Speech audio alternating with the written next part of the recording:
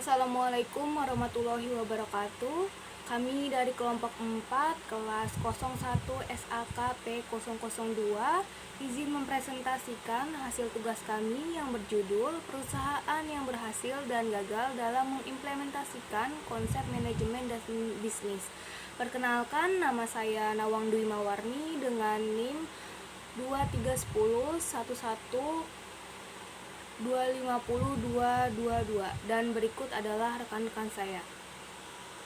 Perkenalkan, nama saya Muhammad Fajar dengan NIM 231011250005. Baik, saya di sini ingin mempresentasikan hasil dari tugas saya dengan judul Perusahaan yang berhasil dalam mengimplementasikan konsep manajemen bisnis. 1. Yaitu PT Industri Jamu dan Farmasi Sidomuncul Tbk. Perusahaan PT Industri Jamu dan Farmasi Sidomuncul Tbk ini telah memasarkan tolak angin dari tahun 1930 hingga sekarang. Suplemen herbal tersebut telah memasuki negara Arab Saudi, Myanmar, Filipina, Vietnam, hingga Kamboja. Pada tahun 1951, Sidomuncul mulai berdiri dan pada tahun 1970 dibentuk Persekutuan Komanditer dengan nama CV Industri Jamu dan Farmasi Sidomuncul. Kemudian pada tahun 1975 diubah menjadi PT Industri Jamu dan Farmasi Sidomuncul hingga saat ini.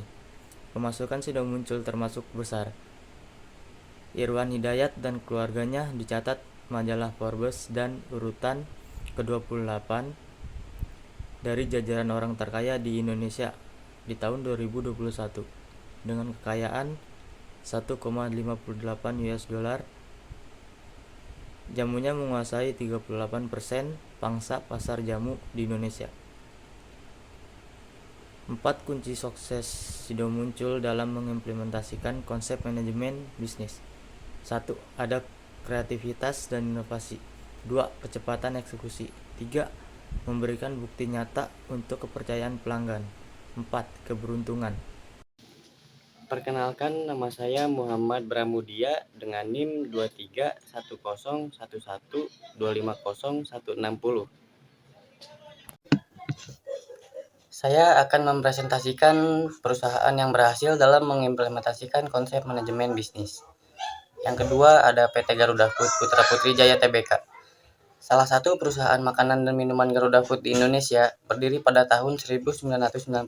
Kegiatan bisnis Garuda Food telah dirintis sejak 1979 oleh pendiri perusahaan melalui PT Tudung Putra Jaya, sebuah perusahaan di Pati, Jawa Tengah yang memasarkan produk kacang yang kemudian dikenal sebagai kacang Garuda.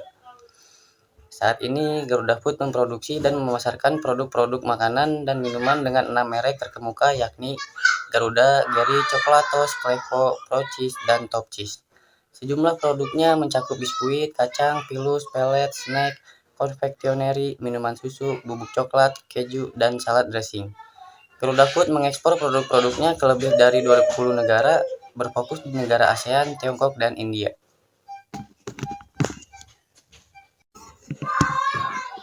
3 kunci sukses Garuda Food dalam mengimplementasikan konsep manajemen bisnis. 1.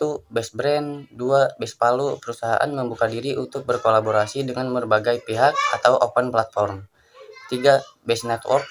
Perusahaan tetap membutuhkan dukungan dari pemerintah, sivitas akademika, dan banyak pihak untuk membangun inovasi dan E2E proses. Baik, selanjutnya saya akan mempresentasikan perusahaan yang gagal dalam mengimplementasikan konsep manajemen bisnis. Yang kedua ada BlackBerry. Fitur BBM BlackBerry Messenger mampu memikat hampir semua orang di era tahun 2010-an karena menawarkan sensasi berkomunikasi dengan cara praktis, mudah, dan mampu menjadi tren bagi kalangan anak muda saat itu.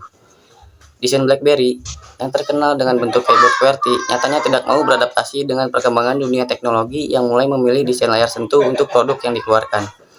Hasilnya, BlackBerry kalah bersaing dan bisa dibilang terlambat saat akan mulai beradaptasi karena alih-alih meningkatkan kebutuhan pasar. BlackBerry malah mempertahankan apa yang mereka buat tanpa mempertimbangkan hasil akhirnya. Di sini ada 5 penyebab kegagalan BlackBerry. 1. Meremehkan iPhone. 2. Kegagalan BlackBerry layar sentuh. 3. Gagal membendung Android. 4. Terlambat menghadirkan BlackBerry 10. 5. Kegagalan para pemimpin BlackBerry. Perkenalkan, nama saya Lina Nuraini dengan NIM 23101125000088.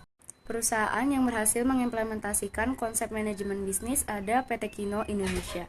Pertama kali didirikan oleh Haris Sanusi pada tahun 1999 dengan nama PT Kinocare Era Kosmetindo, yang berawal dari satu pabrik dan 58 karyawan. Hingga saat ini, PT Kino telah menjadi satu perusahaan besar dengan 7 grup perusahaan, 5 pabrik, dan lebih dari 4.000 karyawan. Sejak berdiri hingga saat ini, PT Kino telah memproduksi berbagai produk kecantikan, seperti perawatan wajah, rambut, wewangian, pembersih daerah kewanitaan, perawatan pria, kosmetik, dan masih banyak lagi. Hingga saat ini, PT Kino telah memiliki lebih dari 30 merek. Dengan slogan Innovate Today, Creating Tomorrow, PT Kino terus berkreasi dan berinovasi untuk menjadi pemimpin dalam industri kebutuhan konsumen. PT Kino telah membuktikan produk-produk unggulannya dapat diterima dengan baik oleh masyarakat, terbukti dengan diraihnya beragam sertifikat penghargaan untuk produk-produk pilihan. Perusahaan yang gagal mengimplementasikan konsep manajemen bisnis ada Yahoo Inc., sebuah perusahaan internet multinasional yang berpusat di Sunnyfair, California, Amerika Serikat, pertama didirikan oleh Jerry Yang dan David Vilo pada bulan Januari 1994 dan dibentuk pada 2 Maret 1995. Pada 25 Juli 2016, Yahoo resmi diakuisisi oleh perusahaan telekomunikasi asal Amerika Serikat, Verizon Communication Inc. Mungkin bagi sebagian besar orang, Yahoo sudah tidak asing lagi di telinga. Namun, nama besar yang sudah didapat membuat mereka meremehkan peluang untuk memasukkan mesin pencarian dan lebih memilih hanya berfokus menjadi perusahaan terbesar di bidang media, sehingga melewatkan beberapa peluang yang bisa memajukan perusahaan tersebut. Akibat merasa nyaman dan tidak mau mengambil peluang, pada akhirnya Yahoo harus kalah bersaing dengan Google yang kini telah menjadi perusahaan raksasa yang terus melakukan inovasi dan kreasi dalam bidang data dan teknologi. Berikut beberapa faktor yang mempengaruhi kegagalan Yahoo. 1. Melewatkan membeli Microsoft 2 kali. Yang kedua, tak akuisisi Facebook. Yang ketiga, tolak beli Microsoft. Yang keempat, tak jadikan Flickr media sosial. Yang kelima, bentuk perusahaan tak jelas. Yang keenam, gagal sukseskan Tumblr. Dan yang ketujuh, CEO tak juga bersinar. Nama saya Merly Afganita dengan NIM 231011250193. PT Sayap Mas Utama atau yang dikenal dengan Wings Group. Saya akan menjelaskan lebih detail mengenai PT Sayap Mas Utama atau yang dikenal dengan Wings Group melalui catatan saya. Wings Corporation didirikan pada tahun 1948 di Surabaya, Indonesia. Wings Group didirikan oleh orang terkaya paling tua di Indonesia, yakni Harjo Sutanto. Harjo berdua dengan kawannya Ferdinand Kartuari mendirikan perusahaan yang saat ini bermarkas di Jakarta dan Surabaya tersebut. Mulanya, Wings Group memiliki nama Fa Wings. Ferdinand Kartuari dan Harjo merintis usahanya dengan gigih lewat menjajakan sabun mereka yang diberi nama Wings dengan menggunakan sepeda dan dari rumah ke rumah. Keberhasilan sabun Wings mendorong mereka untuk memasarkan sabun-sabun cuci lainnya. Nama Wings merupakan simbol kerjasama Ferdinand Kartuari dan Harjo bahwa mereka memiliki visi yang sama untuk mengembangkan usahanya seperti sepasang sayap burung hingga setinggi langit. Sejak tahun 1991, nama Fa Wings diganti menjadi PT Wings Surya. 3 tahun kemudian, Wings mendirikan kantor di Jakarta yang dikepalai putra Ferdinand Kartuari, yakni Teddy Jeffrey Kartuari. Di kota ini, pada tahun 1976 didirikan PT Sayap Mas Utama yang bergerak di produksi sabun mandi, sabun colek, dan plastik kemasan. Di tahun 1978 dan 1981, Wings kembali membangun pabriknya masing-masing di Surabaya dan Jakarta. Adapun yang terakhir berada di bawah PT Lion Swing yang awalnya didirikan dengan nama PT Cipta Segar Harum yang mendapatkan lisensi produksi dan kerjasama dengan perusahaan Jepang Lion Corporation. Masuknya modal dari Lion membuat pada tahun 1990 namanya menjadi PT Lion Indo Jaya dan di tahun 2004 menjadi Lion Wings. Di tahun 2003, Wings kembali menggegerkan pasar setelah terjun ke produksi mie instan. Dengan merek mie sedap yang langsung tampil sebagai pesaing tangguh Indomie. Dengan kekuatan yang dimilikinya, Wings mencoba berekspansi dengan mengekspor produk ke beberapa negara di dunia, dari Nigeria sampai Filipina. PT Saya Pas Utama atau Wings Group memproduksi kebutuhan rumah tangga, perawatan pribadi, dan produk makanan. Contohnya seperti pewangi Soklin, sabun cuci daya, sampo, sabun mandi, sabun colek ekonomi, Soklin lantai, mie instan atau mie sedap, Ciptaden atau pasta gigi, kemudian ada pembalut dan lain sebagainya. Adapun penghargaan yang diperoleh PT Mas Sayap Utama atau Wings Group antara lain 1. PT Sayap Mas Utama meraih penghargaan dengan kategori Indonesia Living Legend Companies pada tahun 2018. Kedua, Wings Corporation meraih penghargaan dengan kategori Indonesia Best Corporate Social Initiative pada tahun 2016. Ketiga, Wings Food meraih penghargaan dengan kategori Indonesia Best Corporate Social Initiative pada tahun 2016. Keempat, YWPK atau Yayasan Wings Peduli Kasih meraih penghargaan dengan kategori Indonesia Best Corporate Social Initiative pada tahun 2018. Faktor-faktor yang mempengaruhi perusahaan Wings berhasil dalam mengimplementasikan konsep manajemen bisnis. Yang pertama, strategi pemasaran. Mereka menggunakan strategi pemasaran yang modern, seperti beriklan dan membangun sarana transportasi, serta menjual produk dengan harga lebih murah namun berkualitas tinggi. Kedua, kepemimpinan. Mereka mengembangkan branding yang dapat dilihat dari anggaran belanja iklannya yang cukup besar. Tupperware yang berdiri sejak 1946 ini dulunya dikenal sebagai merek yang sukses dan diakui di seluruh dunia dengan produk yang inovatif dan kualitas yang baik. Namun, seiring berjalannya waktu, Tupperware mengalami penurunan penjualan sehingga terancam bangkrut. Salah satu faktor utamanya adalah persaingan yang ketat di pasar. Dalam beberapa tahun terakhir, ada banyak merek lain yang juga menawarkan produk wadah plastik yang serupa bahkan dengan harga yang lebih terjangkau. Merek-merek seperti Lock and Lock, IKEA, dan Pyrex semakin populer dan menarik minat konsumen. Merek-merek lain tersebut menawarkan inovasi dalam desain dan kualitas produk yang sama atau bahkan lebih baik dibandingkan Tupperware. Persaingan ketat yang dialami oleh Tupperware ketika IKEA mengeluarkan rangkaian wadah plastiknya yang disebut IKEA 365+. Produk ini memiliki desain yang minimalis dan modern dengan harga yang lebih terjangkau dibandingkan Tupperware. Selain itu, IKEA menawarkan inovasi dengan penanda kalender yang dapat diputar pada tutup wadah sehingga konsumen dapat dengan mudah mencatat tanggal kadaluarsa makanan. Hal ini membuat banyak konsumen lebih memilih produk IKEA daripada Tupperware.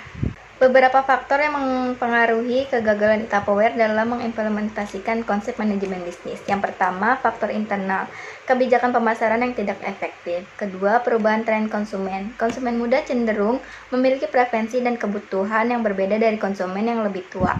Mereka lebih cenderung memilih produk yang ramah lingkungan, mudah digunakan, dan memiliki desain yang menarik. Hal ini menjadi tantangan bagi Tupperware yang produknya terutama terdiri dari wadah plastik yang meskipun ramah lingkungan tetapi kurang menarik bagi konsumen muda. Ketiga, kurangnya upaya berkomunikasi dengan konsumen muda. Generasi Z cenderung mengandalkan media sosial dan platform online untuk mencari informasi tentang merek dan produk. Sedangkan Tupperware tidak cukup aktif di media sosial dan tidak berkomunikasi dengan konsumen muda. Akibatnya, Tupperware kehilangan kesempatan untuk membangun kesadaran merek dan memperoleh pengaruh positif dari konsumen muda.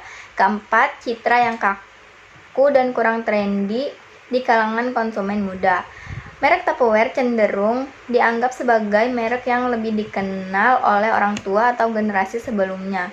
Citra merek Tupperware yang kurang trendy dan kurang diminati oleh konsumen muda. Kelima adalah harga. Produk-produk Tupperware cenderung memiliki harga yang lebih tinggi dibandingkan merek-merek lain yang mungkin lebih terjangkau bagi konsumen muda. Hal ini membuat konsumen muda lebih memilih untuk membeli merek lain yang lebih terjangkau dan sejalan dengan preferensi mereka.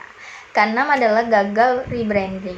Pada tahun 2013, Tupperware mencoba untuk merebranding mereknya dengan menambahkan kata brands di belakang merek Tupperware. Upaya ini dilakukan untuk memperluas jangkauan bisnis Tupperware dan mengubah citra mereknya menjadi lebih modern dan inovatif. Pada tahun 2016, Tupperware meluncurkan kampanye rebranding baru yang disebut Confidence Becomes You. Kampanye ini bertujuan untuk memperkenalkan Tupperware sebagai merek yang lebih modern dan mengesankan, dengan fokus pada produk-produk yang ramah lingkungan dan dapat digunakan secara berulang-ulang. Namun, kampanye rebranding ini dianggap gagal karena banyak kritikus dan konsumen yang menganggap bahwa kampanye ini tidak tepat sasaran dan kurang mengunggah perhatian. Masalah utama dari kampanye rebranding ini adalah bahwa Tupperware tidak berhasil mengkomunikasikan pesan utama mereknya dengan jelas dan efektif. Oke, selanjutnya saya akan mempresentasikan perusahaan yang berhasil dalam mengimplementasikan konsep manajemen dan bisnis. Yang kelima itu ada PT Delami Garment Industry. PT Delami Garment Industry adalah perusahaan retail dan manufaktur pakaian jadi yang didirikan pada tahun 1979 oleh Johannes Varial di Indonesia. Sebagai perusahaan fashion multimerek yang diakui secara internasional, PT Delami berkomitmen untuk menyediakan pakaian dan aksesoris berkualitas tinggi untuk pria, wanita, dan anak-anak. Di tengah pasar yang mencari produk fashion yang sesuai dengan gaya hidup pria dan wanita modern yang menjalani kehidupan kota yang cepat dan sibuk, perusahaan ini hadir sebagai jawaban yang kuat yang dengan cepat mendapatkan pengakuan, kepercayaan, dan pengikut yang sangat banyak dalam industri fashion. Lalu ada beberapa faktor yang mempengaruhi kesuksesan PT Delami Garment. Yang pertama itu ada keahlian dalam mendesain produk yang nyaman dipakai. Yang kedua, produksi rendah biaya. Yang ketiga, jangkauan distribusi luas. Yang keempat, kecepatan dalam menjangkau konsumen. Lalu yang terakhir ada brand yang sudah terkenal. Oke, next selanjutnya saya akan mempresentasikan perusahaan yang gagal dalam mengimplementasikan konsep manajemen dan bisnis. Yang kelima itu ada MySpace, berdiri pada 1 Agustus tahun 2003. Sebelum kehadiran Facebook mampu membuat banyak orang yang ketagihan bermain media sosial, sebelumnya media sosial inilah yang menguasai pasar dengan berbagai fitur yang saat itu sangat digemari oleh banyak orang. Namun sayangnya, pertumbuhan Facebook yang kian cepat dan terasa signifikan berhasil mencuri sebagian besar pengguna MySpace untuk beralih menggunakan Facebook, yang menyebabkan MySpace mengalami kerugian yang cukup besar. Walaupun sudah mengubah arah ke media musik dan hiburan di tahun 2011, tapi sayangnya strategi tersebut masih kurang mampu untuk mendongkrak popularitas MySpace agar dapat kembali jaya seperti dahulu kala. Berikut ada beberapa faktor yang mempengaruhi kegagalan MySpace. Yang pertama, tidak mengikuti perkembangan pengguna. Yang kedua, kurangnya inovasi. Yang ketiga, lari dari tujuan semula. Yang keempat, penuh birokrasi. Dan yang kelima, banyak iklan.